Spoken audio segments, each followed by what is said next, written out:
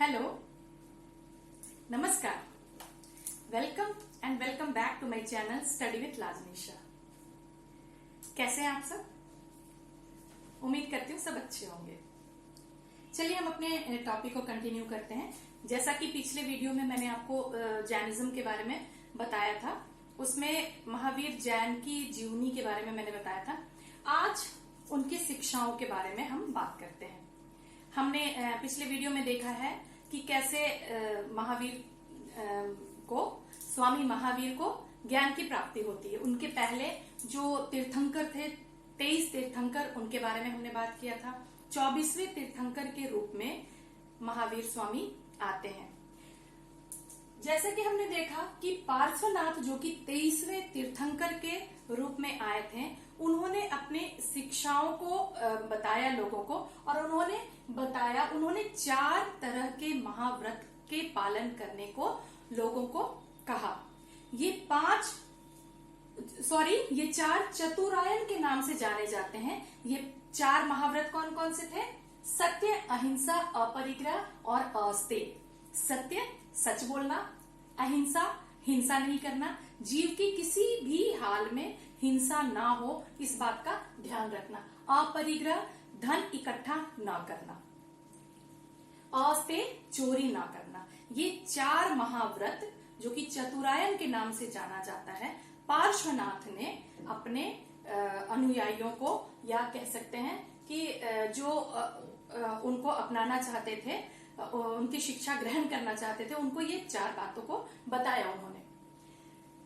पार्श्वनाथ महावीर स्वामी के करीब 250 साल पहले आए थे। 250 वर्ष पहले वो आए थे और उन्होंने इस तरह की शिक्षाओं का प्रचार किया था। महावीर स्वामी ने इन्हीं 4 व्रतों के साथ साथ एक और व्रत शामिल कर दिया, ब्रह्मचर्य। ब्रह्मचर्य शामिल होते के साथ ये चतुरायन जो पहले पार्श्वनाथ के समय में था, अब महावीर स्वामी के टाइम पे पंचायन के नाम से जाना जाने लगा, या इसे हम पंच महाव्रत भी कह सकते हैं। कहीं कहीं पे पंच महाव्रत और कहीं कहीं पे पंचायन लिखा आप लोगों को मिलेगा। ये 5 महाव्रत भिक्षु और भिक्षुणी के साथ साथ श्रावक और श्राविकाओं के लिए भी लागू होते थे। श्रावक और श्राविका का मतलब होता है जो गृहस्थ जीवन में रह करके और जैन धर्म को अपनाना चाहते हैं, उन्हें श्रावक और श्राविका कहा जाता था। और भिक्षु और भिक्षुणी जो कि सन्यासी जीवन, यानी कि अपने घर को त्याग करके और मठों में आकर के रहते थे, जैन मठों में, जैन विहारों में रहते थे, उन्हें भिक्षु और भिक्षुणी कहा गया। पंच महाव्रत वही थे, लेकिन श्रावक और श्राविकाओं के लिए ये पंच अनुव्रत इसे कहा गया, क्योंकि व्रत तो वही थे लेकिन इनकी कठोरता को थोड़ी सी कम कर दी गई थी। क्योंकि उन लोगों का मानना था, महावीर स्वामी का मानना था कि गृहस्थ में रह करके, गृहस्थ जीवन को जीते हुए और 5 महाव्रत को बहुत ही कठोरता से पालन करना मुश्किल है। इसीलिए उन्होंने सबसे ज्यादा तो यही कहा कि जो भी जैन धर्म को अपनाना चाहते हैं वो घर का त्याग करके, घर को छोड़ करके और भिक्षु या भिक्षुणी बन जाए। अब हम यहाँ देखेंगे कि जैन धर्म का परम लक्ष्य क्या था। उन लोगों का जो मेन लक्ष्य था वो था मोक्ष की प्राप्ति, किसी भी हाल में मोक्ष को प्राप्त करना। मोक्ष प्राप्त करने के लिए यहाँ पे 3 बातें दी गई थी, जिसे कि त्रिरत्न या कहीं कहीं पे 3 जौहर भी कहा जाता है। वो क्या थे? सम्यक दर्शन या सम्यक विश्वास, पहला। दूसरा सम्यक ज्ञान, और तीसरा सम्यक आचरण। अब ये सम्यक क्या है? सम्यक का मतलब होता है पवित्र। पवित्र यानी कि शुद्ध। शुद्ध का मतलब होता है जिसमें मिलावट, लेश मात्र की भी मिलावट ना हो, पूरी तरह से खरा, यानी कि पूरी तरह से शुद्ध। सम्यक विश्वास मतलब कि ऐसा विश्वास जिसमें थोड़ी सी भी मिलावट ना हो, शक की गुंजाइश ना हो। ऐसा विश्वास करें हम जिसमें कि शक ना हो कि ये होगा या नहीं होगा, ये नहीं होना चाहिए। पूरी तरह से जिसमें कि शुद्ध विश्वास। उसी तरीके से सम्यक ज्ञान, ऐसे ज्ञान की प्राप्ति जिसमें थोड़ी सी भी मिलावट ना हो, थोड़ी सी भी शक और शुभा ना हो। सम्यक आचरण, ऐसा आचरण करना जिसमें कि थोड़ी सी भी मिलावट ना हो, यानी कि हम शुद्ध आचरण करें, जैसा कि जैन धर्म में बताया गया है। आत्मा की सत्ता को स्वीकार किया गया है। यहाँ पे आत्मा की सत्ता को स्वीकार किया गया है और माना जाता है काया क्लेश पर जोर दिया गया है, शरीर को कष्ट देने पे जोर दिया गया है जैन धर्म में। यानी कि माना जाता है कि शरीर को हम जितना कष्ट देंगे, आत्मा हमारी दोबारा फिर आत्मा जन्म लेने की कोशिश नहीं करेगी, शरीर को धारण नहीं करना चाहेगी, क्योंकि एक बार शरीर में प्रवेश करके उसने देख लिया कि शरीर को अगर बहुत ज्यादा कष्टों में डाल दिया जाए, उसे सुखों का आदी ना बनाया जाए, शरीर को आराम का आदी ना बनाया जाए। ठंड में ये नहीं कि बहुत ज्यादा ठंड लग रही है तो हम रजाई ले लिए, या बहुत ज्यादा गर्मी लग रही है तो एसी ऑन कर लिया, फैन चला लिए, जैसे अभी हम लोग करते हैं। ऐसा नहीं, शरीर को जितना ज्यादा कष्ट देंगे, आत्मा जल्दी मुक्त होने की कोशिश करेगी और मोक्ष की प्राप्ति होगी। संलेखन पे बहुत ज्यादा जोर दिया गया। संलेखन का मतलब होता है कि उपवास कर करके शरीर का त्याग कर देना। जब लगे कि जीवन का लक्ष्य पूरा हो गया है, तब अपने शरीर को त्यागना खुद से। कैसे? उपवास के द्वारा अन्न जल को पूरी तरह से त्याग देना, और शरीर ऐसे में प्राण शरीर से निकल जाएगा। और इस तरह की मृत्यु को सबसे अच्छा, सबसे बढ़िया मृत्यु माना गया है। पुनर्जन्म पे विश्वास किया जाता है जैन धर्म में। पुनर्जन्म, अगर, क्योंकि आत्मा की सत्ता को माना गया है, आत्मा यदि मोक्ष की प्राप्ति नहीं होती है तो बार बार आत्मा का जन्म होता है, इस बात को माना गया है। जीव एवं अजीव की सत्ता को स्वीकारा गया है। इसका मतलब है कि हर चीजों में हम जीवन को देखते हैं, प्राण को देखते हैं। जैनियों का ऐसा विश्वास है कि वो जीव हो, सजीव हो या निर्जीव हो, हर चीज में प्राण और आत्मा को उसमें है मौजूद, ऐसा माना गया है। हम देखते हैं कि जैन धर्मावलंबी जो होते हैं, अभी भी जैन भिक्षु जो हैं, वो बहुत ही कठिन जीवन जीते हैं। उनका जीवन इतना आसान नहीं है, बहुत ज्यादा कठिन जीवन जीते हैं। कई दिगंबरों को जो नग्न रहते हैं, आगे चल के हम देखेंगे किस तरीके से जैन धर्म का बंटवारा दिगंबर और श्वेतांबर के रूप में हो जाता है। वहां पे आपको दिगंबर के बारे में जानकारी मिलेगी। तो अभी जो कितने सारे जैन दिगंबर भिक्षु होते हैं, पूरे 24 घंटे में एक बार वो अन्न और जल ग्रहण करते हैं, सिर्फ एक बार, और वो भी वो किसी भी प्लेट्स या कोई पत्तल वगैरह में ऐसे नहीं खाना खाते हैं, हाथ में ही लेके वो खाना खाते हैं। कई सारे ऐसे वीडियोस हैं, या कई सारे आप जैन मठों में देखेंगे, इन तरह के इन भिक्षुओं को देखेंगे तो आपको देख के बहुत ज्यादा आश्चर्य लगेगा कि किस तरह से ये अपना जीवन कितनी कठिन तपस्या में अपने जीवन को ये बिताते हैं। कर्म सिद्धांत पे बल दिया गया है। यहाँ पे भी जैन धर्म में भी बौद्ध धर्म के जैसे ही कर्म सिद्धांत पे बल दिया गया है कि अगर हम अच्छा कर्म करेंगे, यानी कि इन त्रिरत्नों का अगर हम पालन करेंगे, तो मोक्ष की प्राप्ति हमें जरूर मिलेगी। अब आइए हम देखते हैं, यहाँ पे स्यादवाद या सप्तभंगी सिद्धांत के बारे में बताया गया है कि जैन धर्म का आधार क्या है, स्यादवाद या सप्तभंगी सिद्धांत, या इसे हम अनेकांतवाद भी कह सकते हैं। ये क्या है? किसी भी घटना की व्याख्या अनेक तरीकों से की जा सकती है। हर व्यक्ति, एक ही घटना, एक ही इवेंट के टाइम पे कई व्यक्ति रहेंगे, लेकिन अगर उन्हीं व्यक्तियों को उस घटना के बारे में किसी और को बताने को कहा जाएगा तो सब अपने अपने नजरिए से बताएंगे, प्रत्येक व्यक्ति के नजरिए के हिसाब से, और उनकी ज्ञान की तार्किकता के आधार पर उस घटना की व्याख्या की जाती है। जैसे कि मान लीजिए, मैं यहाँ पे एक उदाहरण देना चाहती हूँ। एक व्यक्ति के आंख में पट्टी बांध दिया जाए और किसी अनजान चीज को, किसी अनजान वस्तु को उसको टच करके बताना है कि ये क्या है, तो चूंकि उसकी आंखें बंद है, उसने आंखों पे पट्टी बांधी हुई है, तो वो टच करके, छू करके जैसा भी महसूस करेगा उस चीज को वैसा बताएगा।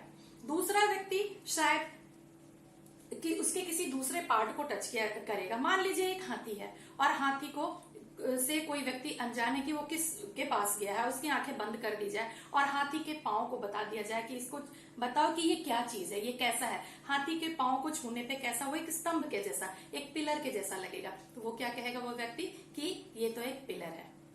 दूसरे व्यक्ति को अगर हाथी की सूंड, उसकी भी आंखें बंद कर दी जाए, आंखों में पट्टी बांध दी जाए, उसके सूंड को छूने को दिया जाए तो वो कहेगा ये तो एक रस्सी के जैसा है या ये एक सांप के जैसा है। हाथी के कान को छूने दिया जाए तो वो कहेगा ये तो एक सूप जो होता है उसके समान है। इस तरह से हर व्यक्ति का नजरिया चीजों को बताने के लिए, चीजों की व्याख्या करने के लिए, घटनाओं की व्याख्या करने के लिए अलग अलग होती है। इसे ही हम स्यादवाद या सप्तभंगी सिद्धांत के नाम से जानते हैं। अब हम देखेंगे कि उन्होंने अपनी शिक्षा का प्रचार प्रसार कैसे किया। जैसा कि हम सभी जानते हैं कि उनका मेन जो प्रचार या इसका स्थल था वो बिहार था, मगध के आसपास का क्षेत्र था। इसीलिए उन्होंने अपने प्रचार की का माध्यम जो भाषा बनाया वो अर्धमागधी, क्योंकि उस क्षेत्र में अर्धमागधी भाषा बोली जाती थी, इसलिए प्राकृत और अर्धमागधी भाषा को उन्होंने अपने प्रचार का माध्यम बनाया। तो हम देखेंगे कि कैसे उन्होंने प्रचार किया। प्रचार करने के लिए उन्होंने जैन संघ की स्थापना की। जिस तरह की बौद्ध धर्म में हमने देखा था कि बौद्ध संघ की स्थापना की गई थी प्रचार प्रसार करने के लिए बौद्ध धर्म को, उसी तरह से जैन धर्म की भी प्रचार प्रसार करने के लिए महावीर स्वामी ने जैन संघ की स्थापना की और उन्होंने 11 गण बनाए और गण के प्रमुख को उन्होंने गणधर कहा। इन गणधरों का क्या कार्य था? महावीर स्वामी के साथ घूम घूम करके ये महावीर स्वामी की शिक्षाओं का प्रचार प्रसार करते थे, यानी कि जैन धर्म का प्रचार प्रसार करते थे। बहुत सारे राजाओं ने जैन धर्म को स्वीकार कर लिया था। जैसे कि उन राजाओं में हम देखेंगे चंद्रगुप्त मौर्य, कलिंग नरेश, खारवेल, अमोघवर्ष, इन सब ने जैन धर्म को स्वीकार किया था। सुधर्मा भी एक गणधर थे इनके, जो कि महावीर स्वामी की मृत्यु के बाद भी ये ऐसे गणधर थे जिन्होंने जैन धर्म का प्रचार प्रसार किया। पहले वाले वीडियो में मैंने बताया था कि इनकी बेटी का पति यानी इनका दामाद जमाली थे और जमाली इनके सबसे पहले शिष्य के रूप में संघ में शामिल होते हैं, अर्थात जैन धर्म की दीक्षा लेने वाले सबसे पहले शिष्य के रूप में इनके ही अपने दामाद जमाली थे। अब हम देखेंगे यहाँ पे कि जैन धर्म का विभाजन कैसे होता है। जैसे कि हम लोग अभी जानते हैं, अभी भी जैन धर्म में दिगंबर और श्वेतांबर 2 संप्रदाय में बट गया है जैन धर्म। ये आखिर इसका विभाजन कैसे हुआ? क्योंकि जब महावीर स्वामी ने अपने इस धर्म को बनाया था तो यहाँ वहां पे विभाजन की तो बात ही नहीं होती थी, क्योंकि हिंदू धर्म में इतनी सारी कुरीतियां फैली हुई थी। ये वर्ण विभाजन, ब्राह्मण, क्षत्रिय, वैश्य और शूद्र था, इन सब चीजों से बहुत ही क्षुब्ध थे महावीर स्वामी। इन चीजों को बिल्कुल भी पसंद नहीं करते थे और फिर आगे चल करके इन्हीं के धर्म में, जैन धर्म में विभाजन कैसे हुआ, बहुत बड़ी बात है। लेकिन विभाजन 2 संप्रदायों में, दिगंबर और श्वेतांबर के रूप में जैन धर्म में भी होता है। महावीर स्वामी की मृत्यु के बाद मगध क्षेत्र में 12 वर्ष का लंबा अकाल पड़ता है और इस अकाल के दौरान चंद्रगुप्त मौर्य मैसूर चले जाते हैं, दक्षिण में मैसूर चले जाते हैं और उन्हीं के साथ भद्रबाहु, जो कि एक जैन भिक्षु थे, वो चले जाते हैं अपने बहुत सारे अनुयायियों के साथ। वो दक्षिण की ओर चले जाते हैं क्योंकि मगध में 12 वर्ष का लंबा अकाल पड़ा होता है। भद्रबाहु अपने अनुयायियों के साथ और चंद्रगुप्त मौर्य के साथ दक्षिण चले जाते हैं, मैसूर में चले जाते हैं। बाद में चंद्रगुप्त मौर्य की संलेखन विधि के द्वारा, संलेखन विधि का जिक्र मैंने अभी किया था कि उपवास के द्वारा अपने शरीर को त्याग कर देना, श्रवण बेलगोला नामक स्थान में चंद्रगुप्त मौर्य ने संलेखन विधि के द्वारा अपने प्राणों का त्याग किया था।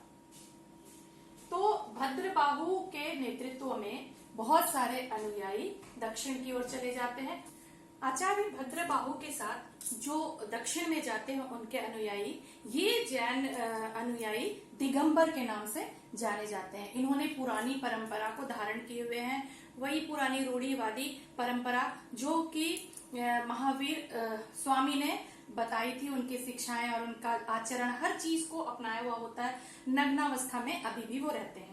और इधर उत्तर भारत में आचार्य स्थूलभद्र के साथ जो उनके अनुयायी रहते हैं, वो परिस्थिति वश, यहाँ 12 वर्ष का अकाल पड़ा होता है, तो परिस्थिति वश इन्होंने श्वेत वस्त्र को धारण कर लिया होता है। मतलब कि उस समय की जो परिस्थिति थी उसके हिसाब से थोड़ी सी कठोरता इन्होंने कम कर दी अपने जीवन में, अपने आचरण में, और ये श्वेतांबर कहलाते हैं। यानी कि यहाँ पे दिगंबर और श्वेतांबर दो संप्रदाय में जैन धर्म का बंटवारा हो जाता है। स्थूल भद्र के साथ जो हैं वो श्वेतांबर कहलाते हैं। ये उत्तर भारत में स्थिर अवस्था में रहते हैं। भद्रबाहु जो कि दक्षिण की ओर चले जाते हैं, इनके साथ जो अनुयायी इनके गए, ये जैन धर्मावलंबी दिगंबर कहलाते हैं। दिगंबर नग्नावस्था में रहते हैं और श्वेतांबर श्वेत वस्त्र यानी कि सफेद वस्त्र धारण कर लेते हैं। याद करने का तरीका है स्थूल और श्वेत। स्थूल भद्र स एस लेटर से स्टार्ट होता है और श्वेतांबर एस लेटर से स्टार्ट होता है। यानी कि स्थूल भद्र जो कि स्थिर रहते हैं वो श्वेतांबर संप्रदाय के हो जाते हैं, और भद्रबाहु जो दक्षिण में चले जाते हैं वो दिगंबर संप्रदाय को मानने लगते हैं। इस तरह से दो भाग में बंट जाता है जैन धर्म।